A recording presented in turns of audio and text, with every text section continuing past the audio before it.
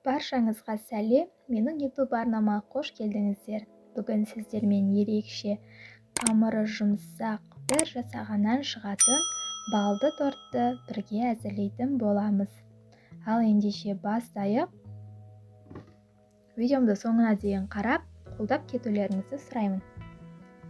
Ең алдымен ыдысымызға балымызды салып, баяу отта ерітіп алатын боламыз.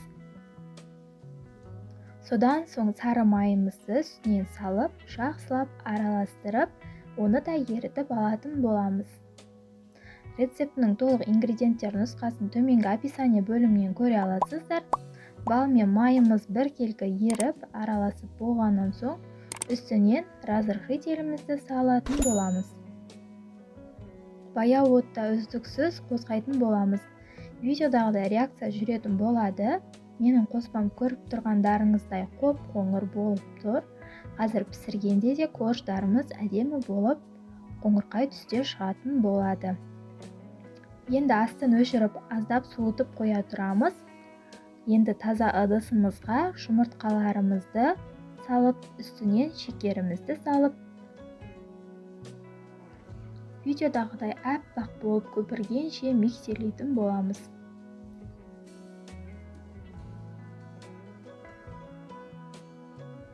Содан соң балды массамызды қоспамызға аз-аздан құятын боламыз. Бірден құйсақ көтерілген массамыз түсіп, корждарымыз көтерілмей қалуы мүмкін. Сол себепті аз-аздан құйып миксерлейтін боламыз. Содан соң ұнымызды да аз-аздан сала отырып миксерлейтін боламыз. Ұнды рецептідегіден көп пайдаланбаңыз. Ұн көп болып кетсе де корждарыңыз қатты болып қалуы мүмкін.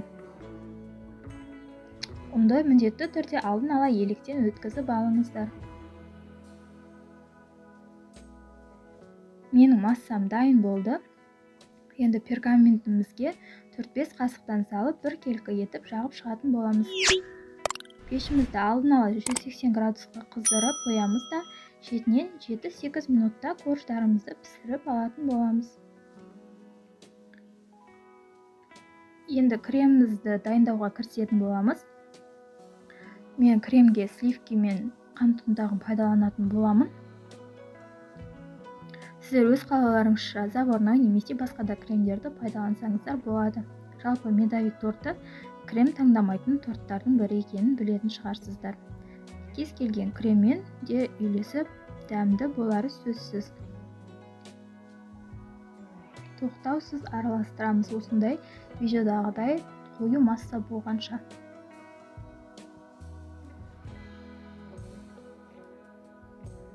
Мені көріп тұрғандарыңыздай, менің корждарым әдемі болып шықты, сынбайтындай.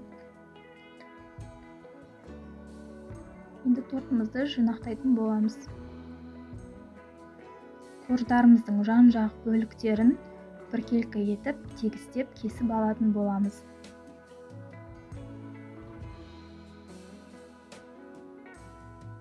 Осылай қатар-қатарынан жинақтап,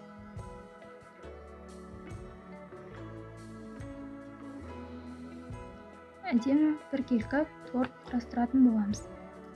Мен жан-жағында бөліктерінің барлығын блендердің көмегімен майдалап алдым.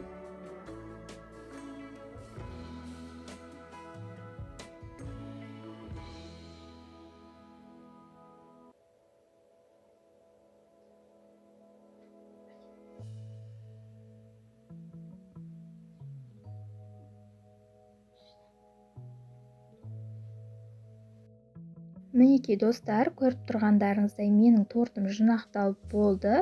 Енді үстін мен классикалық түрде безендіретін боламын. Корждарымыздан қалған майда бөліктермен сіздер өз қалауларыңызша, өз фантазияларыңызбен басқаша түрде де безендірсеңіздер болады.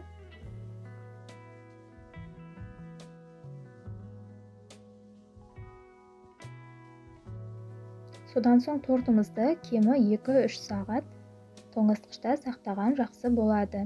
Мен сіздерге бір тесттен кесіп көрсетудемін. Достар, сіздерге видео ұнаған болса, лайк басып, комментарий қалдыруды ұмытпаңыз. Арнамның дамуына өз үлестеріңізді қоса кетіңіздер. Сіздермен болған Ариана. арнама жаңадан келген болсаңыз тіркеліп, лайк басып, комментарий қалдыруды ұмытпаңыз. Міне, көріп тұрғандарыңыздай өте жұмсақ, жасап көруге кеңес беремін, ас болсын.